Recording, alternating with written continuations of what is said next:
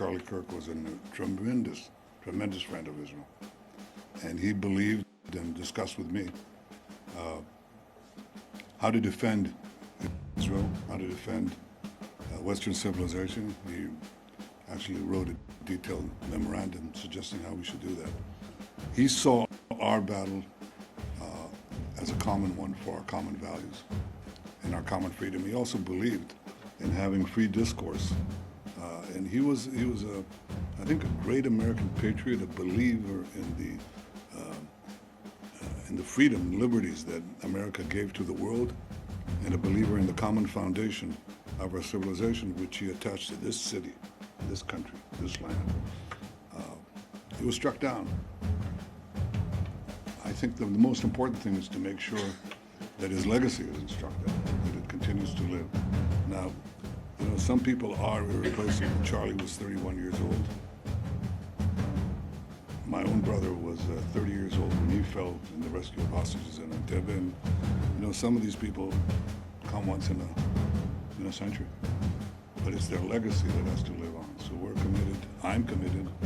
And I know the President Trump is committed. And I'm sure that's true of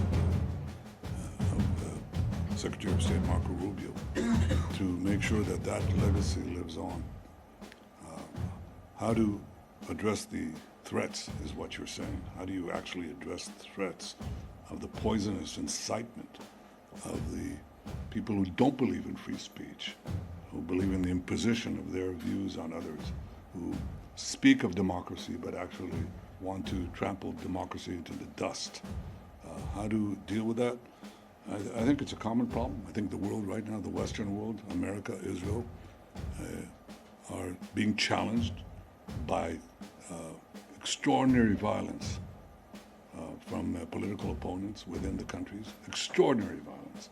President Trump has, there's been 2 attempted assassinations on him. One nearly succeeded. I've been targeted myself with death threats, which are pretty much daily. My family is targeted. And so are ministers and public figures. They're harassed, they're threatened in Israel and in America. And this is a challenge to our democracy. Democracy is supposed to be the nonviolent resolution of conflict within a society. Nonviolent resolution. The decisions are made not by bullets, but by ballots. And these people increasingly are more and more violent. And the more they speak of democracy, the more they threaten it. They basically say that the greatest danger to democracy is democracy. You're not going to have the rabble decide. I mean, these people who go to the polls, who are they? We're the enlightened ones. We're raised above that. That's the true democracy. The true democracy is to ensure that there is no democracy. And there's double talk. There's the use of words that mean entirely different things. And that certainly won't derail us, but I'm sure that we should take all the actions independently and jointly to protect our liberties, our way of life, our democracies.